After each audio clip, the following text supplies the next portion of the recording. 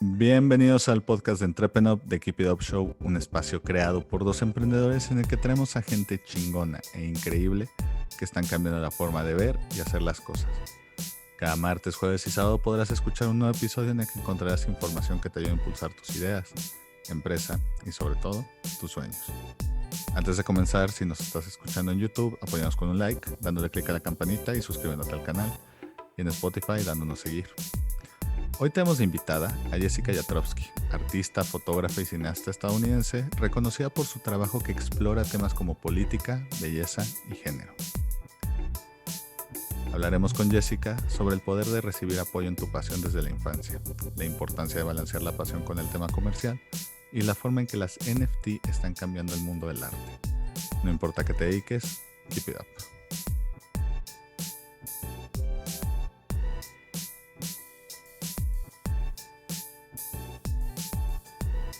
Hola, muy buenas tardes y bienvenidos a otro episodio de The Keep It Up Show. Aquí Sebastián Aguiluz, cofundador y CEO de EntreprenUp, y estoy con Jessica Yatrofsky, que es muchas cosas, es artista, es directora, es fotógrafa, y bueno, básicamente vamos a hablar un poquito sobre todas sus facetas ahorita. Por el resto de la conversación va a ser en inglés, entonces pues perdonen mi inglés, pero pues, le voy a dar la bienvenida a Jessica.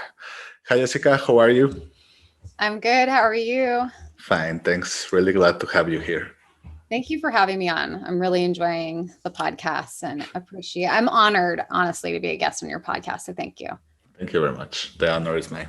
So, Jessica, for the people that are unfamiliar with you and your work, could you tell us a little bit about what you do? Sure. So I'm an artist, an author, an activist. I'm also a podcast host as well. My background is I'm an artist. I was formerly trained as a painter and I drew as a child, and I just grew up being very artistic. In terms of, what I do for a living in the current time that we're living in now, I direct, I am a filmmaker. I'm well known as a photographer. That's pretty much kind of how I came on the scene as a photographer and filmmaker. And then I recently published a collection of poetry. But if we're going backwards, I just started as a creative person, just like working in a bunch of different mediums. So and thinking about like my practice as an artist, I have like a commercial practice, and then I have like a fine art practice, and then I have what I would consider being like more active in entertainment, right? I guess podcasting is entertainment. So I kind of have my hand in a bunch of different things, and that's why it's very hard to put a fine point on what it is I do and who I am, because I'm very much a multidisciplinary artist. And I'm in Brooklyn, so that's why you hear the background noise here. the local soundtrack of New York City. So I really enjoy being able to be creative in all of these different places and spaces. And it's interesting because I feel like I straddle so many different creative disciplines.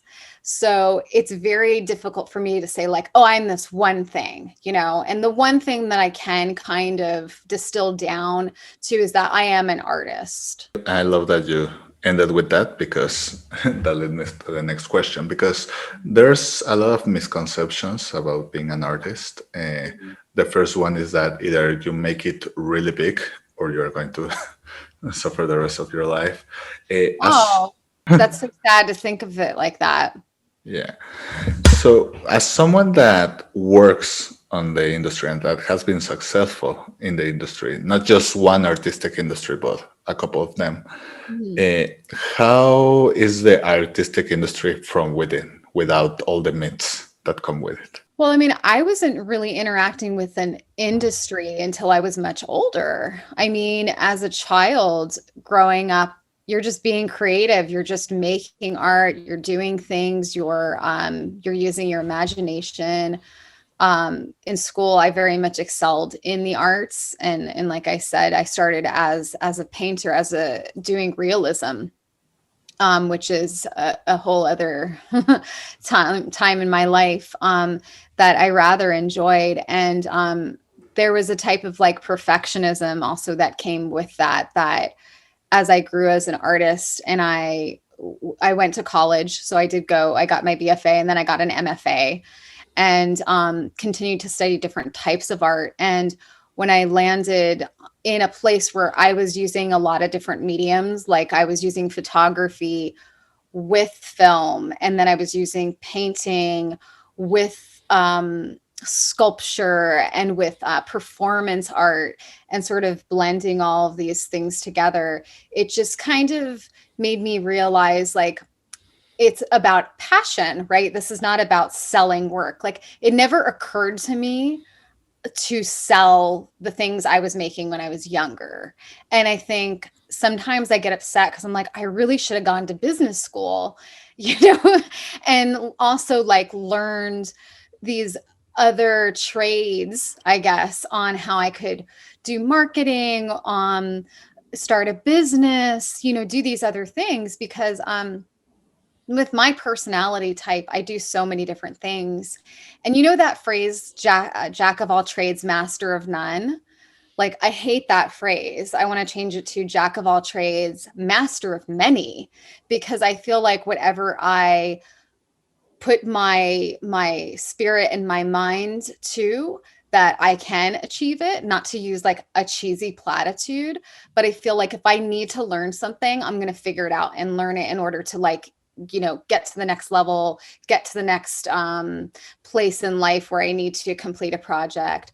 But I feel like when you're creating and making art, you're like, either you're in your head, you're with your passion, and you're usually with a set of peers that are also making art, and you're having like-minded thoughts. You're doing a lot of reading, you're going to a lot of museums, you are hopefully have mentors or have met other famous artists that you look up to. I was lucky enough to have a visiting artist program when I was very young, where I got to meet some of my heroes. Like, I got to meet Vito Acconci, I got to meet Carolee Schneemann, and these were people that I had read about in my art history books.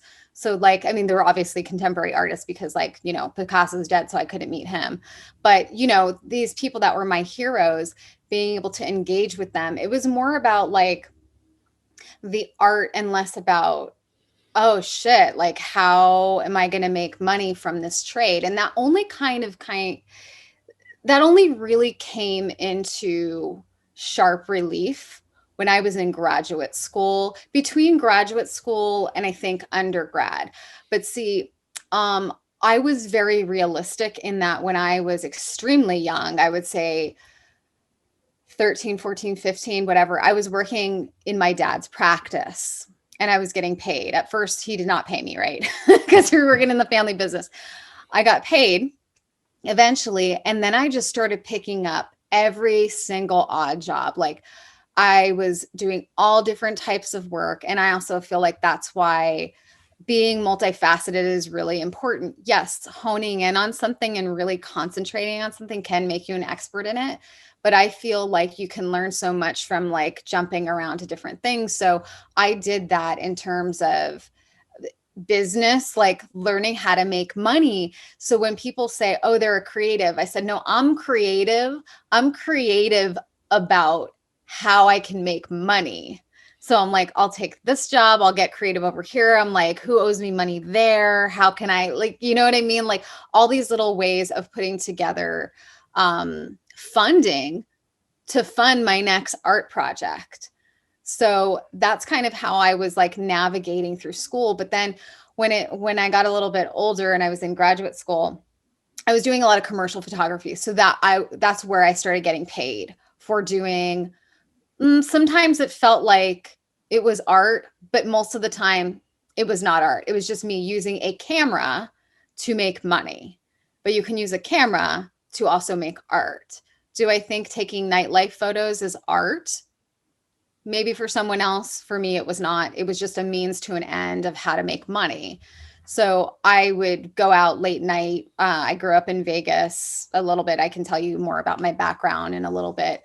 but I would go out late nights. I would shoot for magazines. I would do everything from nightlife to editorial to portraits for people and make money that way. But like, I wasn't really passionate about that as a business. Like, I would never want to be a commercial photographer where people just like came in and I took their photos or took their family photos or their baby photos. Because see, I didn't grow up as a photographer. I grew up as a painter and as a filmmaker. And it's interesting because I'm saying it's interesting. It is interesting to me because when I look back at my history and kind of how I arrived at where I am now, I wasn't actually given a camera. The first thing that I interacted with when I was young was a moving camera, was a video camera. My dad gave me a video camera because he used to say, "You have a good eye, Jessica. You have a really good eye." Like he wanted, I have one sister, so two of us. We were supposed to both be doctors, right? Because we come from like classic Jewish family. You have to be a doctor, a lawyer, whatever. Like, they're very much like, you have to be in these certain occupations. And I did not want to do that. But he knew that I had a very like precise sort of way of going about doing things, like with my hands, with drawing, the way that I saw the world, the lens in which I viewed the world through. And he handed me a video camera and he was like, "Document the family." You know, he didn't say it like that, but it was understood that Jessica has the eye in the family. Give her the video camera. So when you look back at a lot of old home videos, like, I'm not in them because I'm like 7 years old recording them. And I have a lot of really funny, pictures of me with a video camera. And I think there's something to be said about that, because I feel that even though I might seem very extroverted, but that's from like probably over time media training and having to like step into myself and like be extroverted to talk about myself and my work. I was very introverted. So him giving me a camera was a way for me to use my observing in this very gentle, delicate way where I was given permission to look at things and given permission to investigate and given permission to record. So I think that that's where it started, my obsession with like film and photography, because it was like this constant recording. So like, if you ask me like what I love documentaries, I love stories about the human condition. And if you look at like my first two books, those are all portraits of people in, window lighting, and they're records of people, and they're sort of a time capsule. So the work looks very documentary like, but it also has an aesthetic twist on it, because like, I did start as a painter, like I said. So I studied all the masters. I was very much into like Dutch still life painting. So like, you see nods to that in the work. So, Jessica, listening to you, two things come to mind because I find parallels I didn't expect between being an artist and an entrepreneur. So, the first one is when you mentioned this part of balancing the commercial aspect from the creative aspect. I think many entrepreneurs live things like that because, for instance, social entrepreneurs have to balance out the social impact and the being a business Yeah. or entrepreneurs between being profit and being creative and doing what they want and doing what makes them money and finding that sweet spot of balance. So in your opinion, when it comes to artists, that's the first one, how can someone find a good balance between being creative and being commercial? And because I think those same tips for artists maybe apply for the entrepreneurs. This is a really complex question. And I admire you for asking this because Thanks. it is something that is really hard to kind of parse out and figure out how to do this. Like, how are we doing this? How can we meld our passion, with making money or having a business? And I found myself often when I was taking commercial jobs that I was miserable. I felt undervalued and underutilized. And so I started to separate those two things. And I'm like, there's other ways to make money, because I felt very much like a career artist. Like, I started young. I hope well into however long I'm going to live, I will still continue to make art, whether I sell it or not. And interestingly enough, I was having a discussion with my partner last night, and we were talking about integrity and how, artists that are getting into certain art scenes right now are getting into it to make money, or for, like, everyone's calling it cash grabs or whatever. Like, they're selling art and seeing like, oh, hey, I can like paint this thing and then I can like sell it. And for me, it's a marathon, not a sprint. So, like, if I never sell work or never make money from my artistic process ever again, I'm not going to stop making the work, because, like, I don't see my art as a business, but I do see it as I can make money from it at times. So, for example, I'll give you an example. I published 2 books. I want people out there to know that photography monographs are not a money-making endeavor unless you are extremely famous. So, like, for example, with my publisher, like, they publish artists such as myself that are in the fine art realm, that are making fine art photography, fine art images, fine art, their literature, poetry, right? But then they're also publishing books from celebrities, right? So they're probably giving those celebrities advances, I would imagine. They're not giving artists like us advances, right? We're making money for them. And I don't want to get into the specifics because I don't want to like speak about my publisher and like our agreement. But what I will say is that I would encourage artists, if they have the opportunity to get published by a publisher, to know that, even knowing that it's not a money-making endeavor, that it is, because that book becomes a calling card. And then I can send that book out to you and be like, hey, I would love to talk to you on your podcast, or reach out to an editor at a magazine I really admire and say, hey, like, I've been following your writing, I would love to meet for coffee. Or, just having the book out there, somebody could be in a bookstore and then they call you. And that's how I've got most of my opportunities that felt more in alignment with me, because it was authentic. I would have my art out in the world and then people would come to me. And then there would be several times that I would approach people, like with my book or with my projects, and say, hey, I admire you. I've been studying you. Would love to connect, would love to work together. And I'll share an example. So I had, this was during my first book, I Heart Boy, that was published a lot of years ago. We just had the 10-year anniversary. And I had a solo show in Belgium, in Ghent, this beautiful city in Belgium. And I had several images, like photographs, in the show. And then I had a film.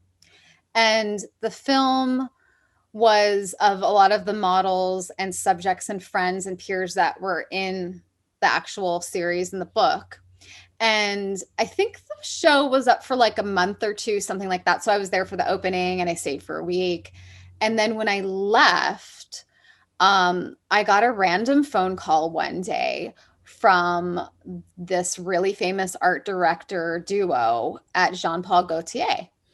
And the guy was like, I saw your work at the gallery in Ghent, and we would love to, Jean-Paul, Gaultier loves this work, and he would like for you to come out for Men's Fashion Week and shoot something similar with his models, with his clothing.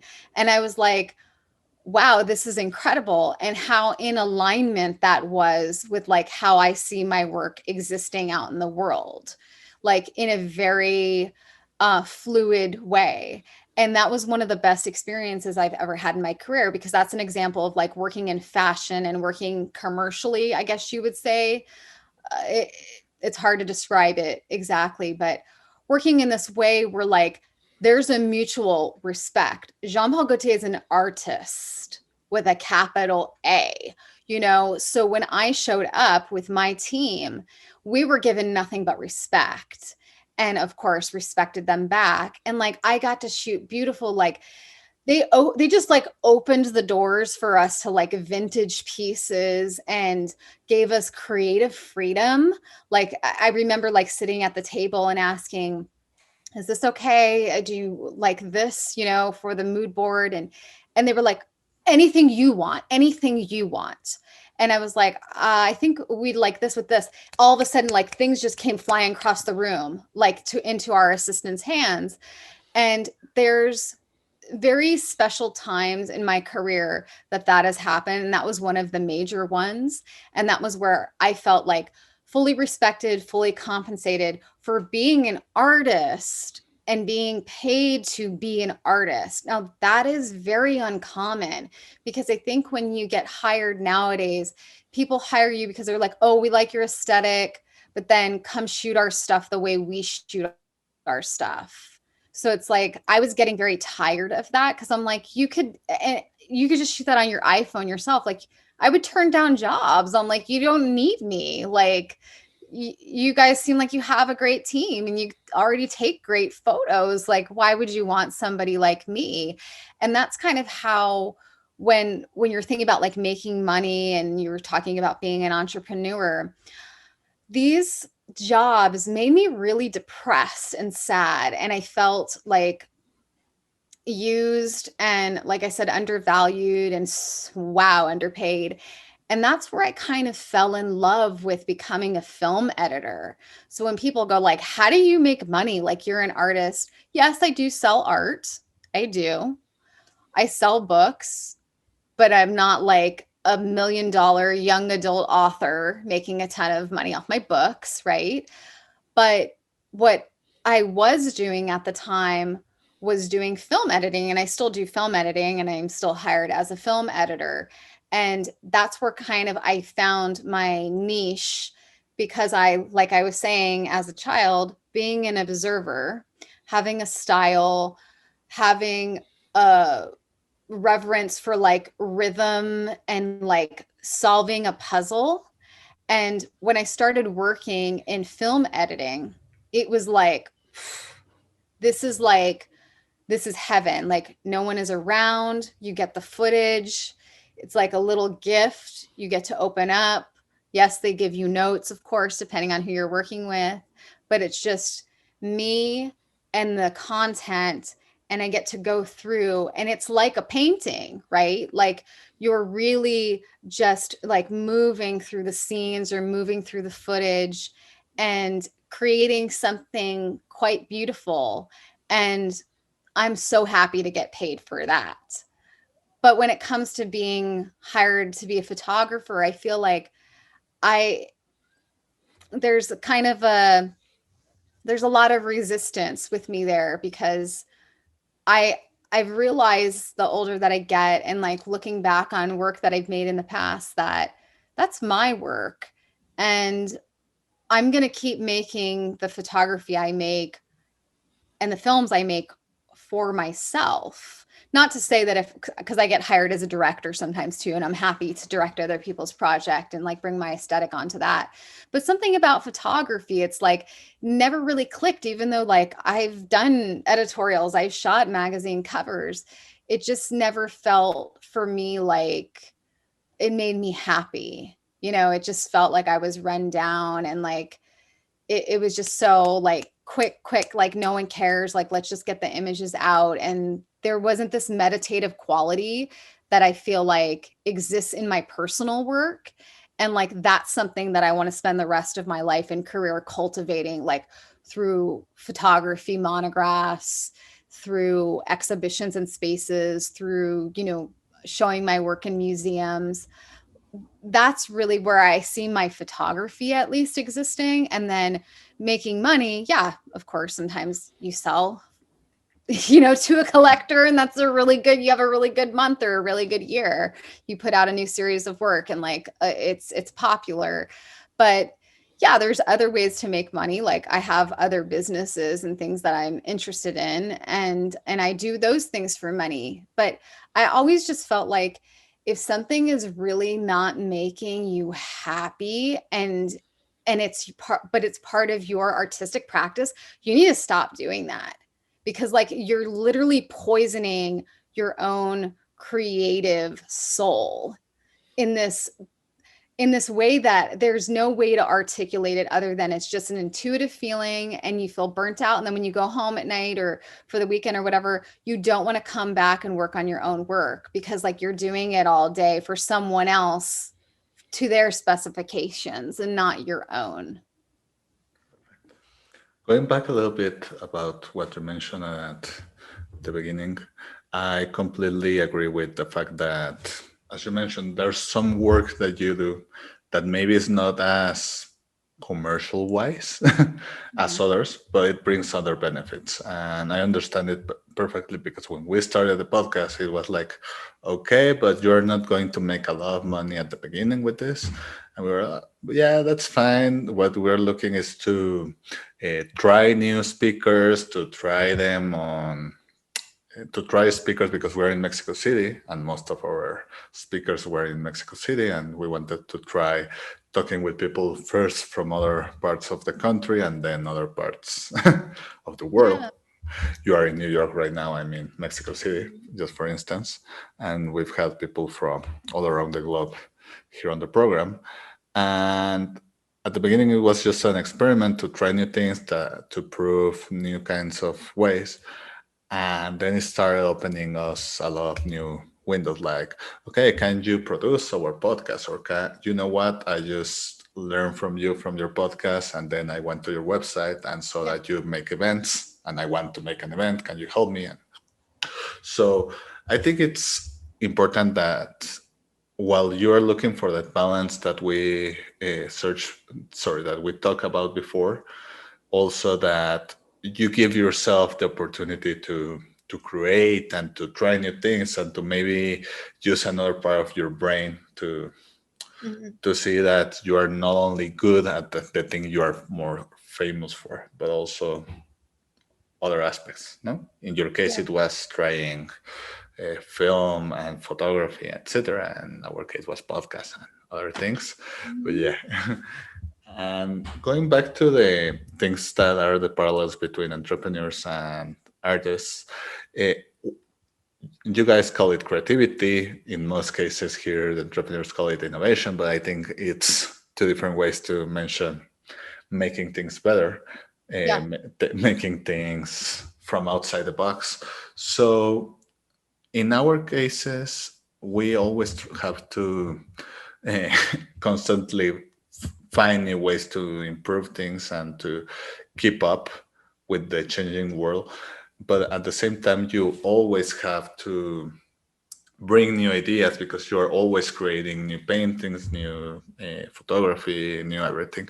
So, for entrepreneurs and artists, Jessica, what are some tips that you can give them to boost their creativity, and maybe when they aren't feeling as creative but they have to create, Mhm. and any things to kick it up? Yeah. Well, so when I think about being an entrepreneur, because I definitely feel like an entrepreneur, but it feels like a very I'm a very strange entrepreneur because I do, like I said, I do have businesses and such, but they're very weird things. Like I'll get hired to be a consultant for something, like an aesthetic consultant. I'm sure if you've researched me, like you're like, she's wait, what who is she? What is she doing? Like I was in a clubhouse room a few weeks ago, and it was in one of the rooms where like a late night room with a bunch of friends where we're not talking about art or anything. We're just kind of chilling. And somebody pointed out something that I was like not in the headspace to talk about one of my businesses. And I was just like, they're like, oh, I saw that you were this and that. And I was like, whoa, man, like I can't even talk about that right now. It's like 1 o'clock in the morning. Like, and I think when you think about entrepreneurship, I think of it as we have a lot of ideas. And as a creative entrepreneur, it's about how many of these ideas are worthy working on hard enough to get off the ground. Now, they don't have to be hard, and they also don't have to make money either. I think for me, like I told you, I'm an activist. So I think I feel like a lot of my entrepreneurship comes through activism. So I have a collective called the New York Femme Factory, and I'll put together exhibitions. We do Miami Art Basel. I did a residency in Germany. I've gone all over the world with this collective and invite other women and people who are aligned with feminism. So it doesn't have to be just women. Like this is the thing that people don't understand. Is feminism is inclusionary. We include people, but of course, I am focusing on women that are LGBTQ plus, BIPOC artists. So I'm putting them ahead of artists before other types of artists, and I think that that's a type of entrepreneurial spirit where it's like I'm getting an idea off the ground and I'm raising awareness about something. Sometimes that can lead to money, sometimes it doesn't. Some of the time you're paying people out of your own pocket because it's a mission that you care about. Sometimes you can get a sponsor, and it's a very real thing. And that's why, like I told you before, like I wish I would have gone to school for business, because I feel like I still feel like, I'm getting better at it, but I could have learned some pointers to figure out how to fund a lot of these things rather than just taking it out of my own pocket to get it to come to fruition. Like it shouldn't be through an artist's wallet all the time. And I don't know if you've watched this series on Netflix or any of your audience. They recently did a documentary about the American fashion designer Halsted. Yeah. And I absolutely love him. And there's this scene in the film, in the series, where he wants to make that iconic fragrance bottle, and they get into an argument. And he's like, basically, I'm paraphrasing. He's saying, "This is what I want. Give it to me, and I'm gonna pay for it." And the guy goes, "Oh, no, no, no, no, no, Halsted, like we cannot have the talent pay and the artist pay." And he goes, "You know what? You always say that, but yet we're always paying." And he like writes him a check for like $50,000, which back then was like a lot of money. And I feel like that's still very much the case, that there's a lot of times where I feel like really, really good artists, and I'm not necessarily putting myself in this camp, but that we have to put forth money and resources in order to just show people what we're capable of. And I've seen a lot of people that do it the other way around. And I'm sort of very fascinated by that, where they'll get funding and no one's even seen the product yet. And I'm like, that's really like, wow. I mean, that's very Hollywood, right? Like you pitch something and people will get you funding for it. So I'm pretty good at pitching, but they'll give me resources, but like getting paid out and being able to pay my team or my crew or like the women in my collective, that's a little bit trickier, because I think a lot of times people think because of my personality, you're an artist, you love doing this, so why don't you just love doing it for free over here? We'll give you space to do this thing that you love to do. And like that's where I kind of like start to back off and go, well, I want people to also respect that we're bringing value, like we're added value, we are entertainment. When I do activations, yes, it's great exposure, but like at my place in my career, I don't need exposure as much as I need to be funding these young up and coming artists that I feel are worthy of a stage and are worthy of being compensated for their time, their creativity, and their brilliance. So like that's something I come up a little bit against, like as being an entrepreneur, is like finding the funding that's going to do more than just break even for any given, happening or project or, Art Basel trip. But it's that, those artists are going to go home with money in their pocket and they're going to be able to pay their rent with that money or buy another canvas with that money and buy paint or, pursue their dancing, like whatever that is. So it is tricky, but it's like, I'm not going to stop doing it regardless. Like I'm going to still be out there having discussions, like even with panel discussions, people get paid speaking engagements, right? And yet they still will push back just to see if they can get you for free. And I feel like that's where it's tricky in the art world, because in the art world, they always pitch this thing to you like, well, exposure, exposure, exposure. I don't need exposure. That doesn't put food on my table. Like it literally does not exposure does not feed me anymore. Now that might be great for like an 18-year-old artist, but I'm not that, So I think that it is a tricky thing, but coming back to what you were saying about being an entrepreneur, I think getting ideas off the ground, getting people to believe in them, and then being able to get compensated, I think is something that I'm still trying to figure out. So like, I don't want to mislead your audience and saying that I have it figured out, because I certainly don't. Have I, had success in my life, my career? Yes, I have. But it's by being a creative, like seeing like, oh, maybe I can go to this collector or this person or this person, and seeing how I can put it all together. And that is very much the entrepreneur mindset, right? Because you're thinking outside the box on how to get things funded. But it's very freelance, and it's very like makes your stomach flip sometimes when you're trying to put these things together, because you're walking a tightrope and you never know, is this all going to fall apart? It just in terms of the money, in terms of the creativity, it's like, no, we'll all still show up and read our poetry. We're going to do the avant-garde thing because we're still going to be artists at the end of the day. But if we're going to walk into a commercial space and do this for somebody, that's a different story. We have to follow a different path, and we have to play by the rules of a commercial, company or entity, essentially. Perfect. Jessica, it's a really interesting time in the artistic community, mainly in the painting world, not only because of the debate of technical skill versus the emotion that the piece evokes, but also due to the birth of NFTs and what it means, if it's the next step in the artistic world, or if it's just something that will come and go. So, first of all, could you tell us what NFTs are? And also, what is your take on them and the impact they'll have on the artistic industry?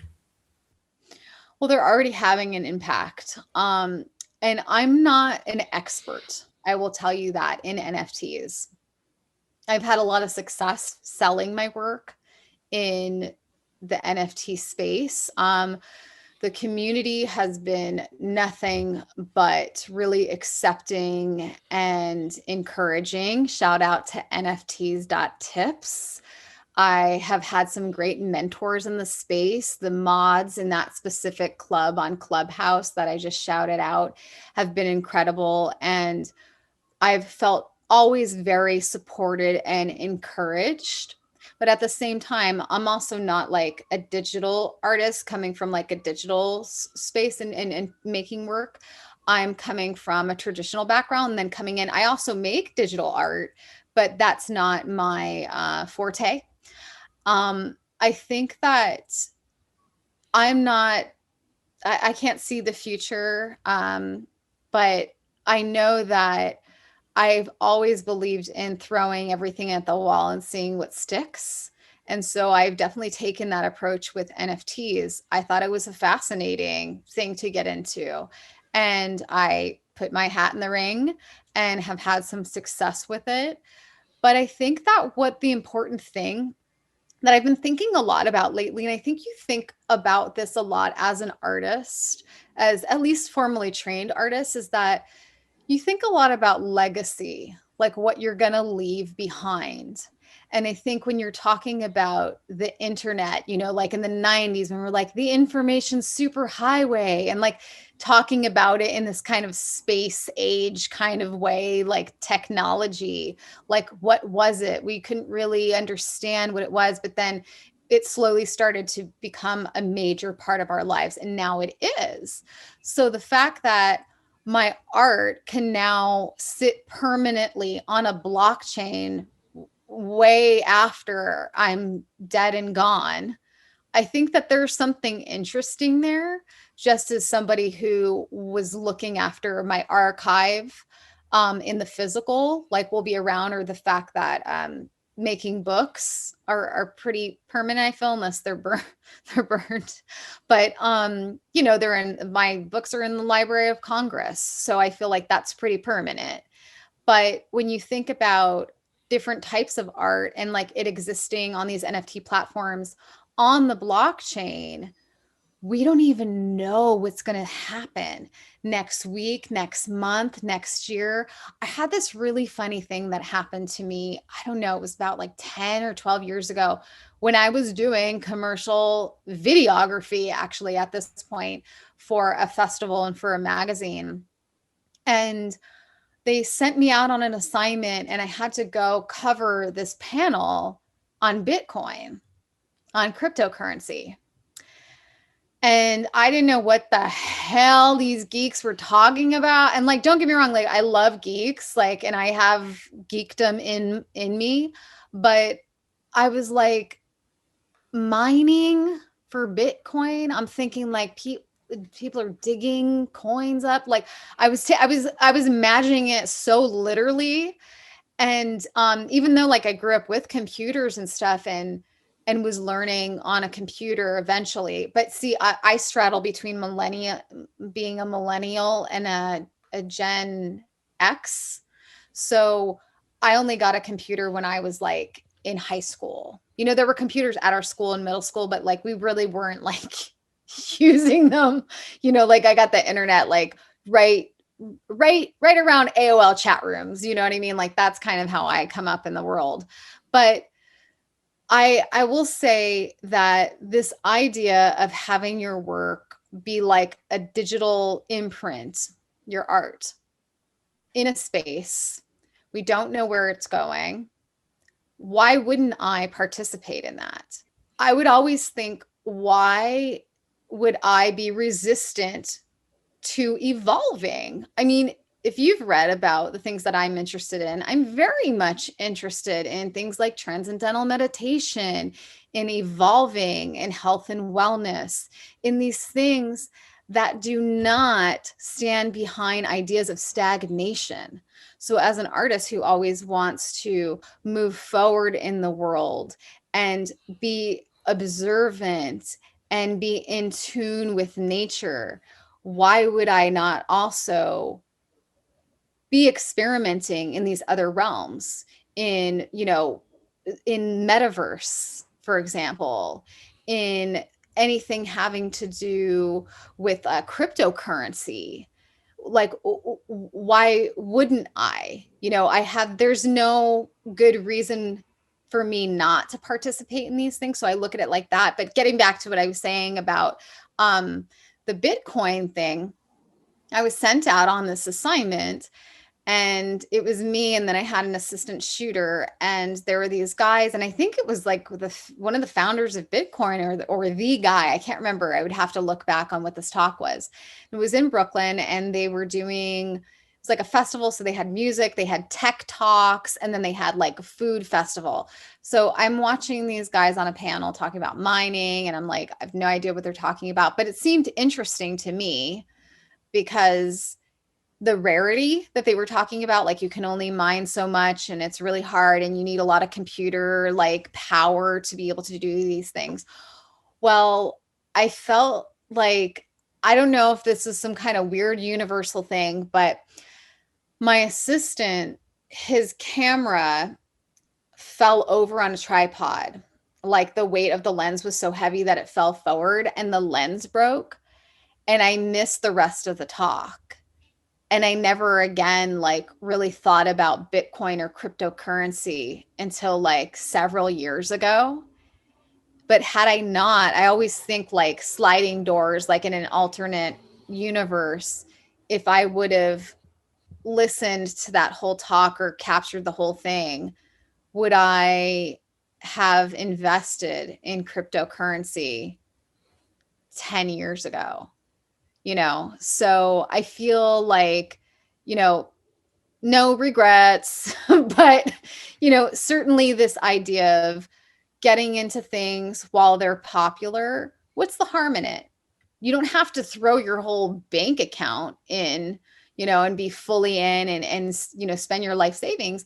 But what's the harm in like putting your art in, buying a little cryptocurrency if you can, if you have the means to do so, just to play around and see what it could potentially offer you as an artist, as an entrepreneur, as an art collector. Like, it's funny because I'm in a lot of these spaces and I collect a lot of art, but yet nobody calls me a collector. And I'm like, you're sleeping on me because I collect a lot of art. And if you can make a connection with me, or if I make a connection with the artist, like I will continue to buy their work throughout their career. So I think like that's something that I think about too when I'm thinking about the NFT space, is that I like to follow careers. And I have an eye for a certain type of artist, right? Not their work, but it's like, what is their work saying? And I think people are fixated on aesthetics, but like on weird aesthetics. Like people really love collectibles right now. And I think like that's great. But I feel like, and this is taken from something my friend always says. He goes, are we buying art? Or are we just buying pretty stocks? And I think about that all the time, that he said that. Are we just buying pretty stocks? Are these just investments? So I don't have an answer for you. All I know is like I've bought art, I've sold art. I think it's an interesting space to be in. It's definitely an interesting space for artists to experiment, but I don't think that they should treat it as an end all be all for their career, because tomorrow this could all end. It could all end tomorrow. But also tomorrow we could all be millionaires. So I really feel like give things a chance when it comes to like these new spaces that are opening up to allow artists to expand their talents into other arenas. But proceed with caution, right? Don't put all of your eggs in one basket. But I feel very much like excited about the future, like what is going to happen, and even did some kind of like transgressive things, like, they say, oh, leave things on the blockchain, never burn your art. Well, I fucking burned something just to, because like, I just want to like, so what am I like, let's try what you can do on here. Like, what's the purpose if not to break rules? Like, how are you going to figure out, where you want to be in the space? And kind of, when you're a kid and your parents are like, don't touch that, or don't push that button or whatever. I'm going to do that. I want to see where this is going to lead me, at least in when we're talking specifically about the NFT space. I'm going to challenge, I'm going to push back, because we're just talking about a bunch of people just like me and you. We don't really know what's going on. We do not know the forecast for tomorrow. Exactly. Jessica, to start wrapping this up, the last question we always do to our guests is 3 do's and 3 don'ts for entrepreneurs. Basically, 3 things they should do and 3 things they shouldn't do. And so what are your 3 do's and 3 don'ts? Okay, so I'm going to start with the don'ts as an artist and an entrepreneur. So I consider this in the don't category, but trust but verify. I don't know if you've ever heard this phrase. Yeah. Trust but verify. And the reason why I put this in the don't category is because I feel that there's so many times in my career where I have trusted people blindly, but not done my due diligence and verified things. So trust, but verify. The other thing is, if you believe the good, you have to believe the bad. And I think this comes from, I want to say in Buddhism or some old proverb where they talk about don't pick it up and don't put it down. So you want to exist in this place where you of presence, right? So if somebody is just criticizing you, but you're not accepting, you're accepting all the criticism and you're accepting all the compliments, it's like you have to accept both. You can't reject one and just like, I'm just going to accept the compliments and reject that. That means like you're not doing self-reflection. So I love that. Don't pick it. If you don't want to be involved in that, don't pick it up and don't put it down. Don't read reviews about yourself. Don't do that because it's really harmful, I think, to your creative process. And I know that's almost 3 don'ts, but yeah, maybe like don't read reviews about yourself. And when it also comes to the don't category, I always tell people, don't tell me don't. Like, I hate that when someone's like, don't tell me don't. So however you want it, your audience wants to interpret that, don't tell me don't.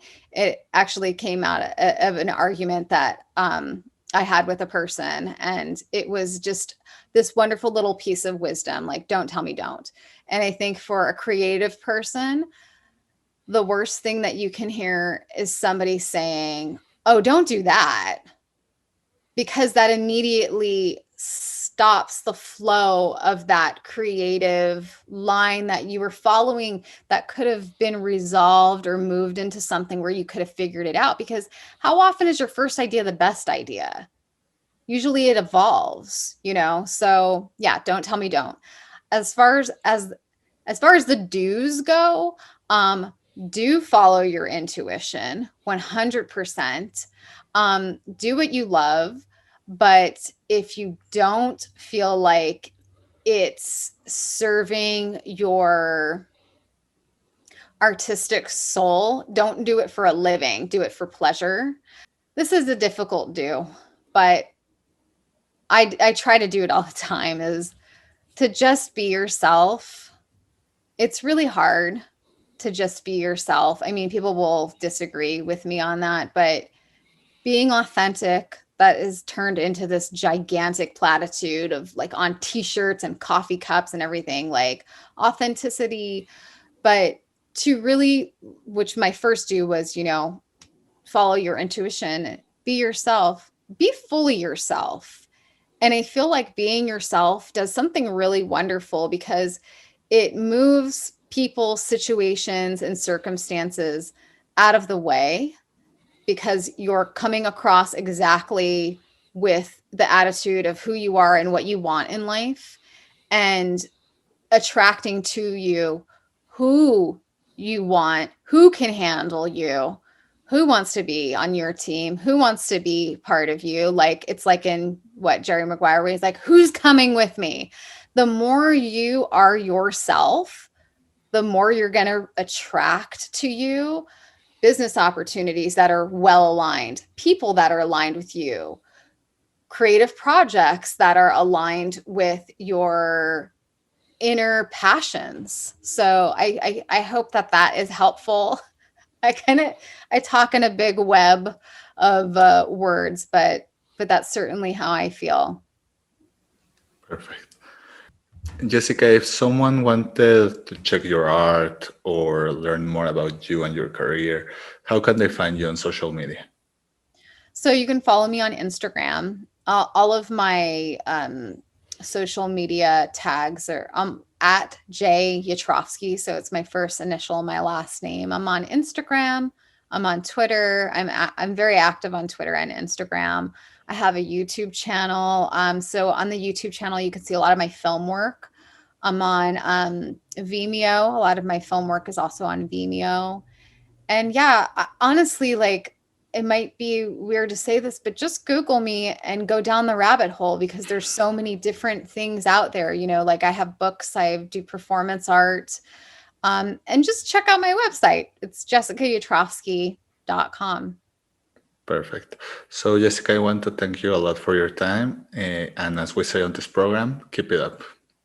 Thank you so much. Si te gustó el episodio de hoy, recuerda que puedes escucharnos en Spotify y YouTube, y para más herramientas de estos temas, estamos en Instagram y Facebook como @EntreprenUp. Si quieres seguir a nuestro invitado de hoy, te dejamos en la caja de descripción sus redes sociales y datos de contacto. Gracias por escucharnos y nos vemos en el próximo episodio. Recuerda, keep it up.